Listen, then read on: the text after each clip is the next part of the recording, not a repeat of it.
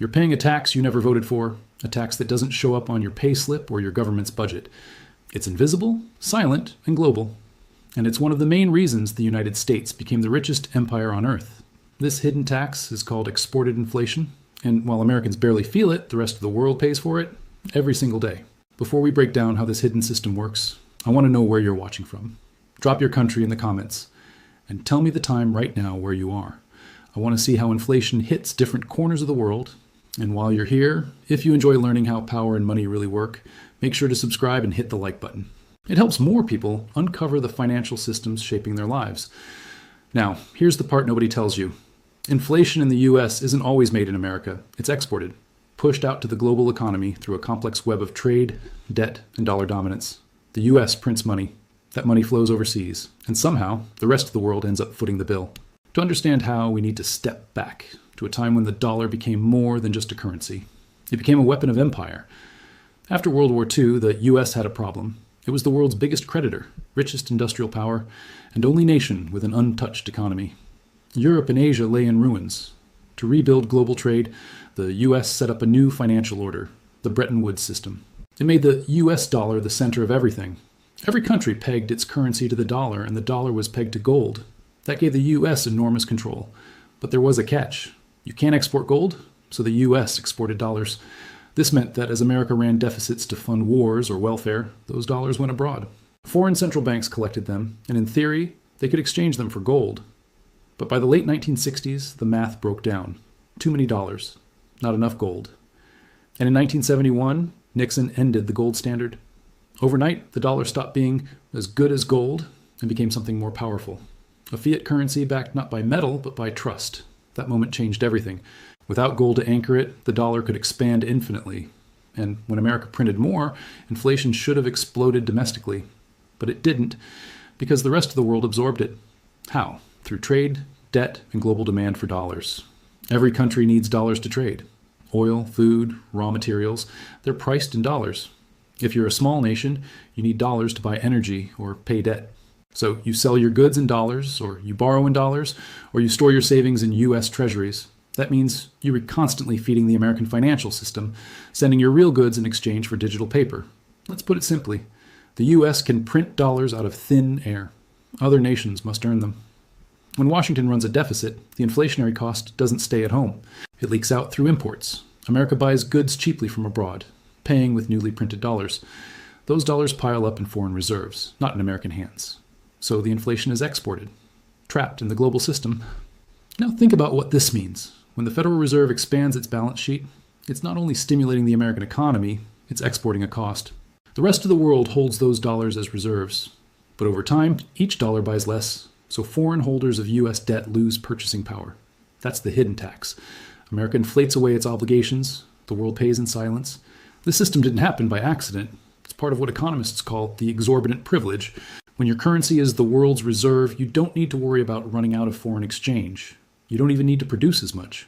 You can buy real goods with paper that everyone else needs. And because those dollars come back to buy US bonds, America's debt never faces the same limits other nations do. Here's a concrete example. Imagine two countries, the US and Brazil. If Brazil prints too much money, investors flee, the currency collapses, and inflation destroys savings. But if the US prints, investors still buy dollars because they need them. The US gets to inflate without immediate collapse. That's not an economic miracle, it's a structural advantage. And it goes deeper. When developing nations borrow in dollars, they take on debt they can't print. If their currency falls, their dollar debt grows.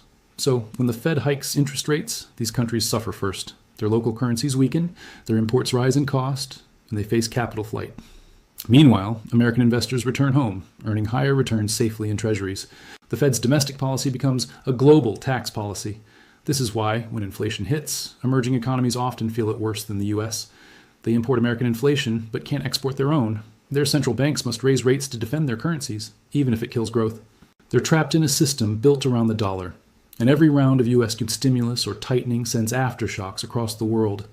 In simple terms, the US has built an empire of paper. It issues the world's money, sets the global interest rate, and makes the rest of the world pay for its policies. Every time America runs a deficit, inflation seeps abroad. Every time it prints, someone else pays. Most people never see it. They think inflation is local. caused by bad government policy or poor fiscal discipline. But when prices rise in Africa, Asia, or Latin America after the Fed prints trillions, that's not coincidence, that's design. This isn't a conspiracy, it's a feature of the global financial architecture. The dollar standard means the U.S. exports inflation the way it once exported goods. The world's factories produce in exchange for the world's currency. And when that currency loses value, their labor loses value with it. In the next section, we'd all look at the historical turning points that cemented this system, from the petrodollar deal to modern quantitative easing, and why every attempt to escape it has failed so far. After 1971, the global economy entered a new era, one built entirely on trust in the U.S. dollar. But trust is not the same as stability. To keep the system running, the U.S. needed one thing above all else: constant global demand for dollars. And to secure that demand, Washington struck a deal that would shape the next half-century: the petrodollar agreement. In the early 1970s, oil was everything. Every nation needed it to run factories, power cities, and sustain modern life.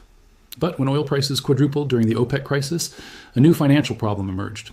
Countries had to pay far more for energy, and they needed dollars to do it. This gave oil-producing nations massive dollar surpluses. Those dollars, called petrodollars, had to go somewhere. So they were recycled back into U.S. banks and bonds. Behind the scenes, Washington made sure this cycle became permanent. The U.S. struck a deal with Saudi Arabia, the largest oil exporter. In exchange for military protection and political backing, the Saudis agreed to sell oil only in U.S. dollars. Every other OPEC nation followed. That move locked in global dollar demand. No matter where you lived, if you wanted to keep the lights on, you needed dollars. This petrodollar system turned inflation into a global export mechanism. Every time the U.S. expanded its money supply, oil-importing countries absorbed the shock. They paid more for energy, which rippled through food, transport, and industry. But because oil was priced in dollars, they couldn't escape. They had to keep buying the currency that was inflating their costs. Now think about what that means in practice. The U.S. can run trade deficits forever, importing goods and exporting paper.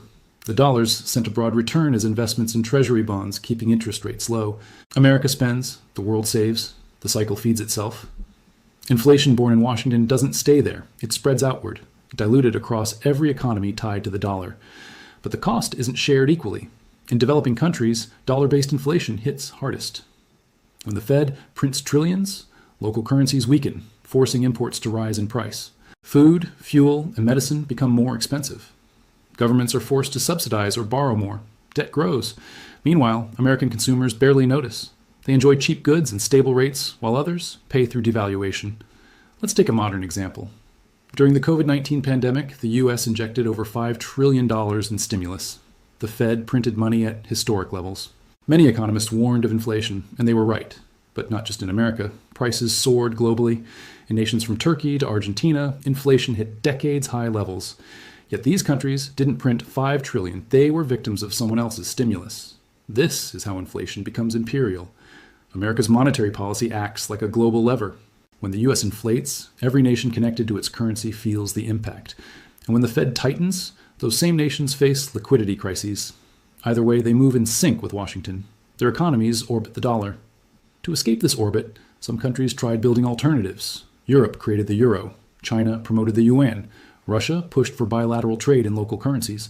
But no rival has replaced the dollar. Trust, depth, and liquidity keep the U.S. system dominant. When a crisis hits, investors still run to dollars. They don't trust any other currency as the ultimate store of value. That reflex makes it nearly impossible to dethrone the dollar. And here's the irony. The stronger the dollar's role, the more the U.S. can inflate without consequence.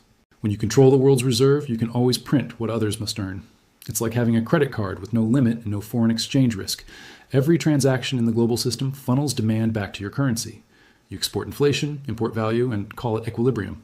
For decades, this hidden tax has quietly financed American power. When Washington borrows, the rest of the world lends. When the Fed prints, foreign savers lose purchasing power. When Treasury yields rise, global markets tighten. The empire's currency acts as both shield and sword. It protects U.S. wealth and extracts value from everyone else. Now, this might sound like conspiracy, but look at the data. Roughly 60% of global reserves are held in dollars. Nearly 80% of trade is invoiced in dollars. Over half of all cross-border debt is denominated in dollars. That means when the Fed moves, the world obeys. Inflation doesn't stop at the U.S. border, it rides the dollar across oceans. For emerging economies, this creates a trap. They need dollars to trade, but the more they rely on them, the less control they have over their own money. If they print their local currency, inflation spikes. If they raise rates to defend it, growth slows. If they borrow in dollars, they risk collapse when the dollar strengthens. No matter what they do, the dollar dictates their fate. That's the invisible empire at work. Not through armies or colonies, but through accounting ledgers. Every transaction in dollars reinforces dependence. Every deficit America runs becomes someone else's debt. Every bailout Washington funds becomes inflation abroad. The system is designed to keep wealth flowing in one direction, and yet there's a growing rebellion. Nations in the global south are questioning why they must pay the price for policies they don't control. BRICS countries talk about alternative payment systems. China and Russia settle some trade in local currencies. Even Gulf states are quietly exploring oil sales in yuan. But for now, these moves are small ripples in a massive ocean of dollar demand. The truth is, escaping the system is nearly impossible without tearing down the architecture of global trade. Every country wants autonomy, but none can afford isolation. The dollar isn't just a currency, it's the network connecting markets, pricing energy, and defining credit. To leave it is to leave modern finance itself. Still, history shows no empire lasts forever. Rome debased its coins. Britain overextended its credit, and America too faces limits. Each new round of money printing weakens the illusion of control. Each inflation cycle exposes the fragility of trust. The world tolerates exported inflation, until one day it doesn't. In the next section, we'll explore what happens if this trust finally breaks, and what the collapse of dollar dominance would mean for every nation tied to it. If the dollar system ever cracks, the fallout will reach every corner of the global economy. For more than half a century, the world has run on one rule: trust the dollar. Break that trust, and the gears seize. Trade slows, markets freeze, currencies swing, governments scramble to contain the damage. And this time, there might be no easy reset button. The cracks are already visible. Central banks are diversifying. Gold purchases by emerging nations hit record highs. China is promoting cross-border settlement in yuan through the Belt and Road Initiative. Russia has shifted away from U.S. treasuries entirely. Even longtime allies like Saudi Arabia and Brazil are exploring alternatives. They are not abandoning the dollar outright, but they are hedging their bets. Why? Because the dollar has become both weapon and weakness. When Washington imposes sanctions, it freezes assets, blocks payment systems, and cuts countries out of SWIFT. These actions prove the U.S. controls the system, but they also prove how risky it is to depend on it. If a country's reserves can vanish with one policy decision, then safe isn't so safe. That realization is driving a slow, quiet exodus. But breaking free is costly. Most trade contracts are priced in dollars. Global commodities like oil, copper, and wheat are dollar-denominated. Rewriting those agreements would take years. And even if nations switch to local currencies, they still need deep, liquid financial markets to handle global demand. That's why even rivals hold U.S. debt. There's simply nothing else that large or stable. Still, history teaches that no reserve currency stays on top forever. The Dutch guilder once ruled, then came the British pound. Each fell when its empire overextended. The U.S. faces the same trap. Mounting debt, endless deficits, and political gridlock erode faith. Foreign buyers notice. When trust declines, the dollar's privilege fades. So what happens if the world truly begins to shift? The short answer: inflation returns home. For decades, America exported its inflation through global dollar demand. But if fewer nations hold or use dollars, that pressure reverses. The U.S. would face the full cost of its own monetary policy. Trillions in foreign-held debt could flood back, devaluing the currency. Imports would spike in price. Living standards would fall. The impact would go beyond economics. The dollar is the foundation of American global power. Military reach, foreign aid, and diplomatic leverage all rely on the ability to finance spending through deficits. If the world stops absorbing U.S. debt, that system breaks. America would have to balance its budget or face runaway inflation. Its influence would shrink overnight. Now consider the other side. For emerging nations, a post-dollar world might sound liberating. They could trade in local currencies, manage their own interest rates, and escape U.S. inflation cycles. But the transition would be painful. Without a universal anchor, exchange rates would fluctuate wildly. Capital flight could cripple weaker economies. Financial crises would multiply. The dollar is flawed, but it is predictable. A world without it could be far more chaotic. Some economists propose a digital solution, a basket of currencies or a blockchain-based reserve unit. The IMF's special drawing rights, SDRs, were an early attempt. But these systems lack one thing the dollar has: trust built on scale. People accept dollars because they believe others will. That shared belief is hard to recreate. Still, the longer the U.S. abuses its privilege, the faster alternatives gain traction. Printing trillions during crises, weaponizing the currency, and ignoring debt ceilings all erode credibility. Every emergency bailout or inflation spike chips away at faith. And when faith is the system, cracks are dangerous. The last major shift came in 1944 at Bretton Woods. The world was in ruins, and the U.S. held most of the gold. It offered stability, and nations accepted. But by 1971, that system collapsed under the weight of American deficits. Nixon closed the gold window and fiat replaced metal. That was the last big reboot. The next one could be far more complex, because there's no clear successor ready. If the dollar falters, gold will likely rise again, not as currency, but as collateral. Central banks already hold it as insurance. Some nations, like China and India, are accumulating reserves quietly. They know paper promises can fail. Digital currencies, too, might fill gaps. But they come with risks of control and surveillance. The key question is not what replaces the dollar, but how trust will be rebuilt once it's gone. Let's look at a potential scenario. Suppose a crisis triggers a loss of confidence, maybe a U.S. default scare, a geopolitical conflict, or a hyperinflation cycle. Investors rush out of treasuries. Yields spike. The Fed intervenes, printing more money to buy the debt. That drives the dollar lower, pushing prices up. Foreign holders dump bonds, accelerating the fall. Import costs surge. Americans feel real inflation for the first time in generations. Meanwhile, other nations scramble to stabilize. Some peg their currencies to gold. Others form regional trade blocs using digital settlement systems. Globalization slows. Supply chains fragment. The result is a multipolar monetary world. Less efficient, more unstable. Inflation becomes localized, but crises become frequent. The era of easy money ends. This isn't inevitable, but the pattern is clear. Every empire that finances itself through money creation reaches a limit. Trust decays, debts mount, foreigners withdraw. The U.S. is now at that crossroads. The empire's hidden tax, inflation, can only work as long as others pay it. When they stop, the cost returns home. For now, most nations still tolerate the system. The dollar remains liquid, and the U.S. economy still anchors global trade. But each cycle of crisis and bailout makes the next one harder to manage. The world's patience is thinning. The question is not whether the dollar will weaken, but how fast. When that shift comes, it won't look dramatic at first. There won't be a single announcement or collapse. Instead, you'll notice small changes. Fewer trade deals in dollars, more gold settlements, regional payment systems expanding. Slowly, trust will migrate. Then, one day, a major event will push it over the edge. And when that happens, the export of inflation ends. The U.S. will no longer pass its cost of money creation to others. The cycle that powered American dominance will break. The empire's hidden tax will be visible at last. When that shift finally unfolds, it will not feel like a single event. It will unfold gradually, then suddenly. Financial systems rarely collapse in a day. They erode through choices, complacency, and denial. The United States will likely dismiss the warning signs, just as every empire before it did. The illusion of control will hold until it doesn't. In the first phase, confidence will waver. Bond auctions will show weak demand. Central banks will quietly sell U.S. treasuries, replacing them with gold or regional assets. Rating agencies might downgrade U.S. debt, citing fiscal risk.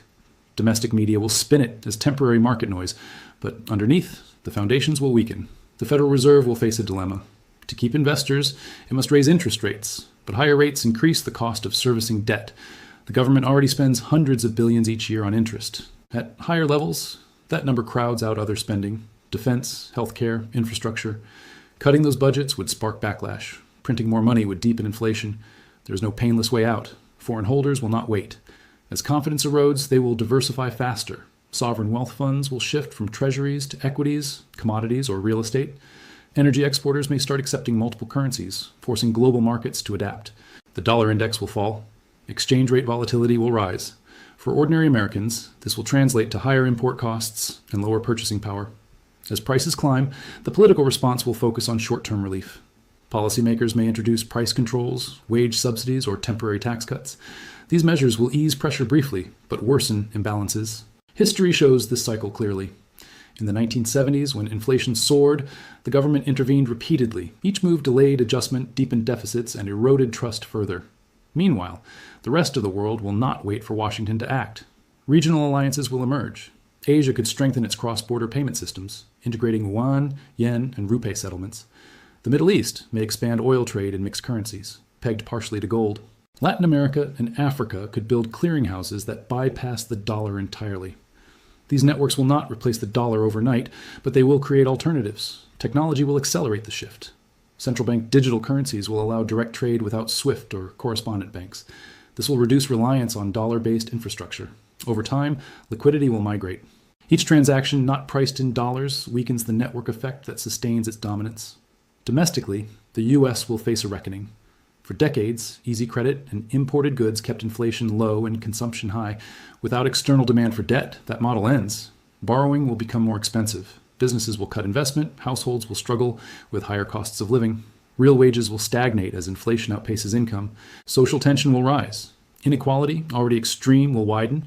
Those with assets, property, commodities, foreign investments, will preserve value. Those reliant on wages or savings will lose ground. Anger will grow. Political movements will blame external enemies or internal elites. Calls for protectionism will intensify. The nation will turn inward. At this point, the global financial system will enter uncharted territory. Without a single reserve currency, markets will fragment. Exchange rates will fluctuate sharply. Multinational firms will struggle to price goods or hedge risks. Trade volumes will decline. Smaller economies, lacking deep financial markets, will face instability. Some will experience currency crises. A few nations will benefit. Those with diversified economies, low debt, and strong governance will attract capital. Commodity exporters will gain leverage as physical resources regain importance. Nations holding large gold reserves will enjoy credibility. For others, the transition will be painful. The scenario might sound distant, but the early signals are visible. The U.S. debt to GDP ratio exceeds 120%. Interest payments approach $1 trillion annually. Fiscal debates focus on short-term spending, not structural reform. The political system rewards delay, not discipline. Global trust erodes slowly, but once gone, it rarely returns. Some analysts argue that the dollar is safe because there is no alternative. That logic has failed before. The British pound dominated for a century. In 1913, no one imagined it would lose its role. Yet by 1944, Bretton Woods crowned the dollar king. Change seemed impossible until it happened. What would trigger the final break? It could be a debt ceiling crisis, a major default, or an inflation surge that destroys purchasing power. It could also be geopolitical, a conflict disrupting trade routes, or sanctions that push large economies into parallel systems. Whatever the cause, the effect will be the same. Trust will vanish faster than it built. Once the dollar loses its reserve status, inflation will reveal its true face. The U.S. has printed trillions without consequence because foreign demand absorbed it. When that demand fades, those dollars will circulate at home. Too much money will chase too few goods. Prices will climb relentlessly. Interest rates will rise to contain it, pushing debt service higher. It becomes a feedback loop. Print to pay, devalue the currency, repeat. In that moment, Americans will realize what the hidden tax always meant. Inflation is not random. It is policy. It transfers value from savers to debtors, from citizens to the state. For decades, the U.S. exported that tax to others. When the world stops paying, Americans will.